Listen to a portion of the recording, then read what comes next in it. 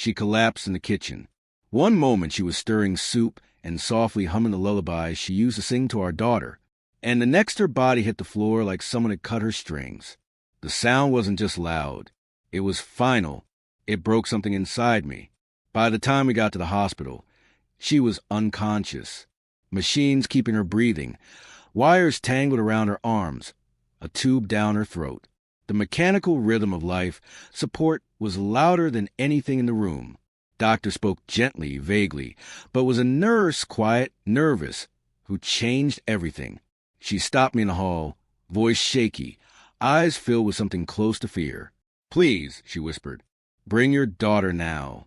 I didn't ask why. I just went. Emma was in the waiting area. Small hands clenched into fists. Her fingers were ice cold when I touched them, like her warmth had stayed behind in that kitchen, along with everything else that made sense. We walked into the ICU together. What I saw there didn't just take my breath. It took the air from the room. There she was, my wife, still and pale, the woman I'd loved for over a decade, tethered to machines. But she wasn't alone. A man sat beside her, holding her hand like she belonged to him, whispering her name like a prayer. He looked up and I knew him, her co-worker, the one she swore was just lunch, the one I once shook hands with at a holiday party. Our eyes locked.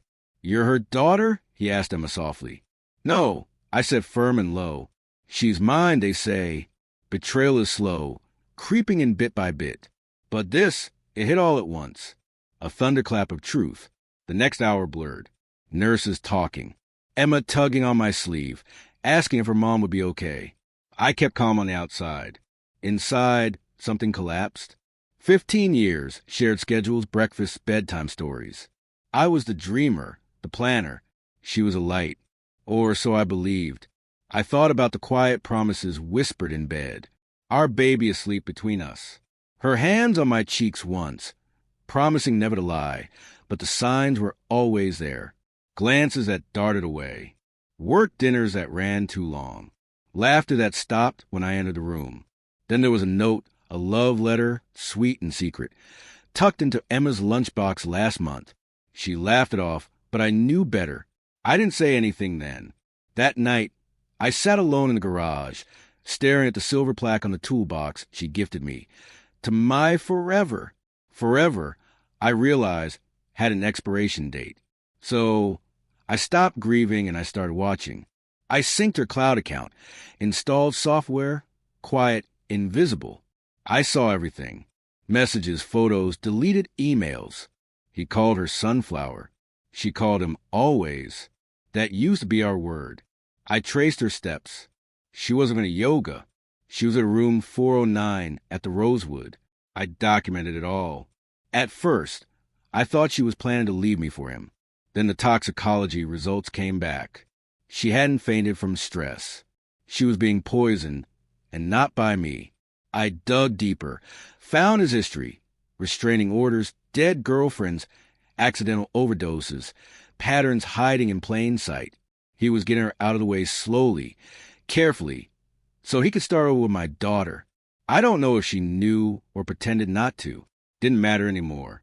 I had what I needed. I stayed quiet, let the hospital run tests. Meanwhile, I met with a lawyer, moved every asset to a trust for Emma, froze our accounts, updated my will, filed for custody. When she finally woke up 3 days later, I had the divorce paperwork ready, a restraining order in motion. But I needed one last moment, something precise, undeniable. I invited them both to dinner, her favorite place, the one with candles and soft music, where we used to celebrate anniversaries. She looked worn. He looked smug. Before we ordered, I slid a folder across the table. "You should see this," I said. Inside, photos from the hotel, message screenshots, GPS logs, the tax report, and my petition for full custody. He froze. She went pale. "You tried to replace me," I told her, voice low. Then I turned to him. "And you tried to erase her. I know what you did. So does the hospital.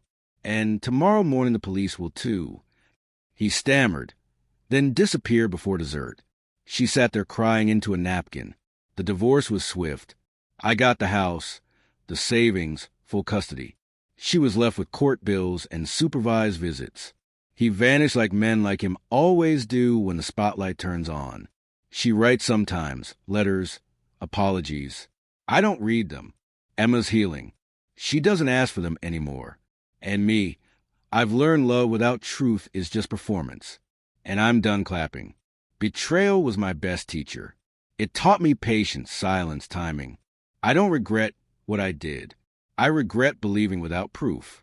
But I corrected that with facts, with strategy, and a final move so precise it left no room for questions.